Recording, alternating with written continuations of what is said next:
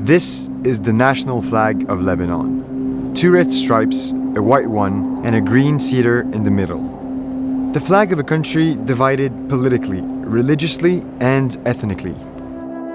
The flag you see here isn't just any flag. It is the largest mosaic flag made out of recyclable material in the world. But why is it here? It seems useless, right? Well, strangely enough, this structure is much more necessary and important than you might think, especially this year. This is the story of how we managed to set a Guinness World Record with the flag of Lebanon to fight plastic pollution. But beyond that, it's a story to prove that the hope of this struggling country is found in the daily actions of its active and aware citizens.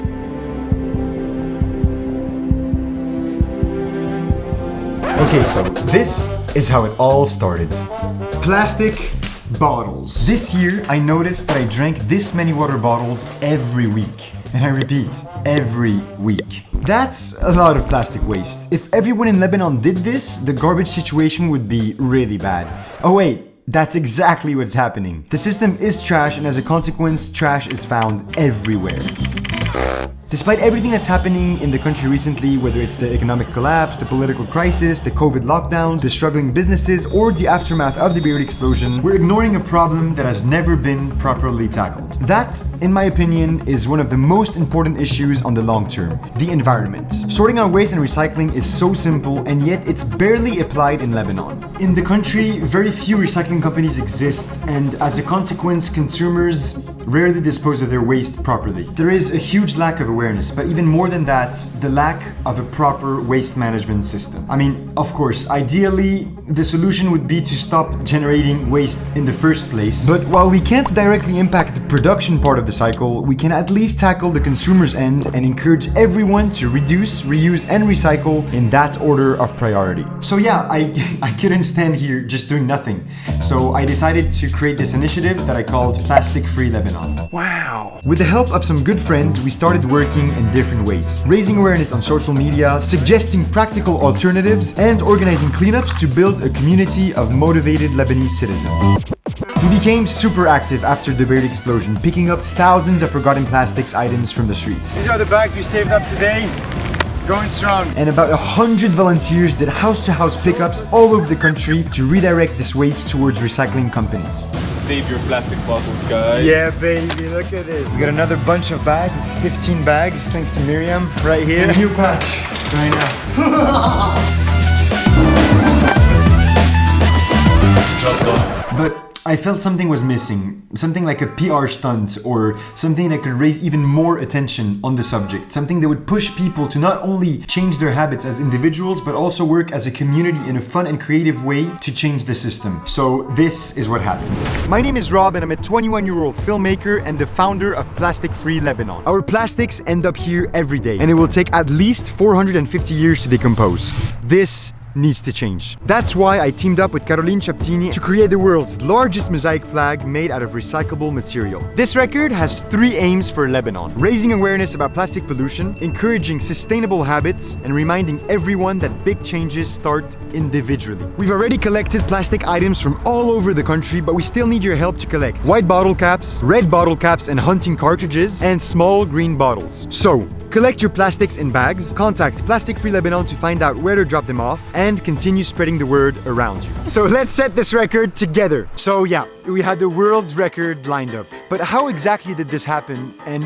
what was the purpose behind it? Okay, so I was on the phone with my friend Florence, and we were speaking about creating a world record or an event that was newsworthy. I had some ideas of records to break with plastic bottles, including the flag of Lebanon or its symbol, a cedar. Anything that would unite Lebanese people from all backgrounds to tackle this crisis. Whether we like it or not, it concerns every single citizen of this country, regardless of their political or religious affiliations. Plus, the Lebanese flag is one of the 2 only flags in the world with vegetation on it, which actually fits perfectly for an environmental symbol. Anyway, while on the phone, we searched on the Guinness World Record site for any existing records linked to plastic waste. And we found something unbelievable. The first result was the tallest plastic sculpture, a Christmas tree, completed a couple of months ago by a Lebanese woman called Chaptini. Then I found out that Caroline was finishing another structure in celebration of the Eid, which is a Muslim festivity. I was mind mind blown. This was the sign I needed to actually do something. The flag was obviously the perfect idea for both of us. So naturally, I decided to collaborate with her. I pitched her the idea and straight away she seemed really interested and genuinely passionate about the project.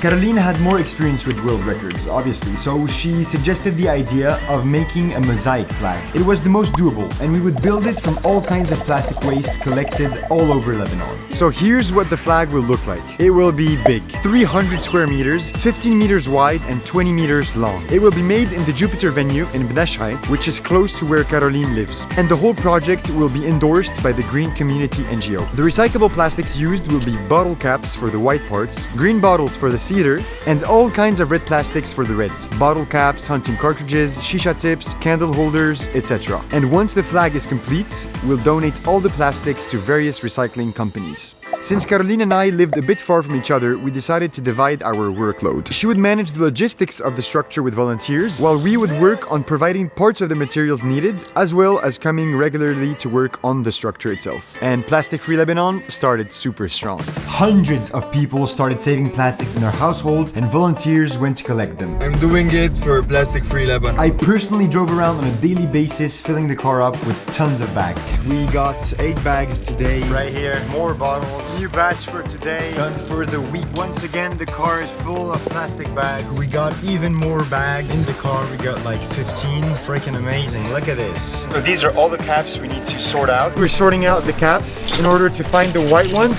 specifically and the red ones in order to use them in the flag. We need to open all of these bags today and find all the white caps.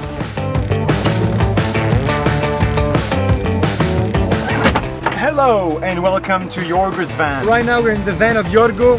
He was kind enough to help us move all the plastic bags. We're gonna be filling it up completely with plastic bags full of plastic bottles, and they're all gonna be recycled instead of ending up in the sea. We continue to share our project via social media and by word of mouth. More and more people reached out to help. It was beautiful. The spirit was there all along. All that was lacking was an initiative that people could be part of. And even my friend Florence, who was equally as passionate about fighting the plastic crisis, joined from Germany for 2 months to help with the project. We organized tons of cleanups with people from all ages to get some of the plastics we needed. It's the second cleanup and we are in Felura to collect hunting cartridges! We're doing a cleanup today. There's so many people, it's amazing. I'm picking up trash, man. I came to volunteer to save Lebanon in a small way, obviously. We are picking up hunting cartridges. The second cleanup with Plastic Free Lebanon. We're today again in Felura and we're picking up hunting cartridges. There's millions of them all around. We know that a cleanup isn't a long-term solution. A long-term solution should be education and just not using plastic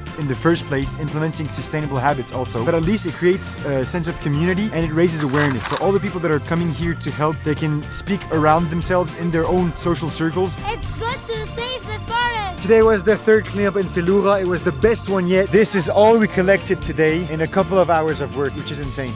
Yo, so this is the final phase of the completion of the flag. We're almost done with the flag. There's just some red plastics that are left. All this time, with the support of the Green Community NGO, Caroline and the other volunteers were working tirelessly on the structure, day and night. Individuals, groups of scouts, families, they were coming from all around Lebanon, fully dedicated to the cause. It was a crazy ride, but also there were a lot of obstacles that slowed us down. The first big one was the aftermath of the Beirut explosion, which was a major priority compared to fighting plastic pollution. When we started working on the structure, winter was approaching, which meant that we had several rainy days that paralyzed us. And obviously, the multiple COVID lockdowns also made everything so much slower since volunteers couldn't gather and we couldn't move that easily. But despite the obstacles, it was all worth it. All along, I was seeing a huge shift. People from all corners of the country started changing their habits, spreading the word, and more people kept on joining the movement. But most importantly, so much of the plastic that would have otherwise ended up on the side of the roads, in landfills, rivers, or the sea was collected and going to be recycled properly. Throughout the whole project, we donated to the following NGOs: Arc-en-Ciel, Live Love Recycle, and J Recycling, a company that donates part of its income to the Kids First Association to fight against child cancer. Now, it's your turn to change your lifestyle in 2 simple steps. Start by sorting waste at home, then contact the recycling facilities in your area. I will put some links in the description for more information.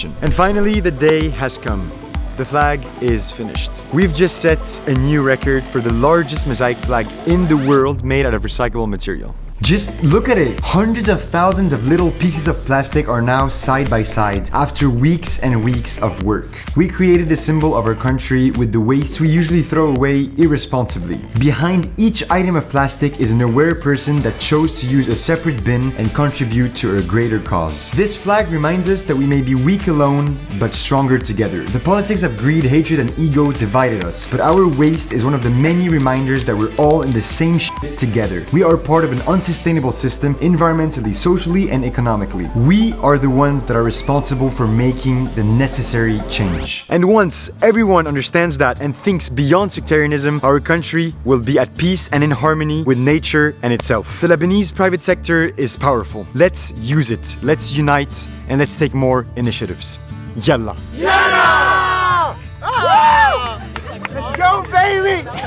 The mission of Plastic Free Lebanon goes beyond this world record. It's about inspiring a positive change in behavior for a more sustainable future of the country and ultimately the world. For a plastic-free planet. And we will keep on working with this mindset by raising awareness, by organizing multiple cleanups, and by pushing sustainable habits. Because we really need to change the way we communicate the idea of sustainability. I think it's very negative and stressful, but it actually should be positive and practical. This is the fight of the century, and we all need to be part of it. So, it's very simple. To get involved or stay updated with future initiatives, just go on Instagram and follow Plastic Free Lebanon. It's very simple. And our mission might go beyond plastic pollution. Our name might even change, and we might even grow into something bigger as an NGO or something like that. It all depends on how many people are ready to take the step for change. You will be able to find all the information in the description. If you see this video in the future and the name has changed, it will be in the description. And also, we're working on an incredible documentary that will shed light in detail on the problems and solutions related to plastic pollution and how you can take action too. So stay tuned for that. And one last word, I wanted to thank so much all the people that were part of this world record and that genuinely want to make the world a better place. Thank you so freaking much for your help,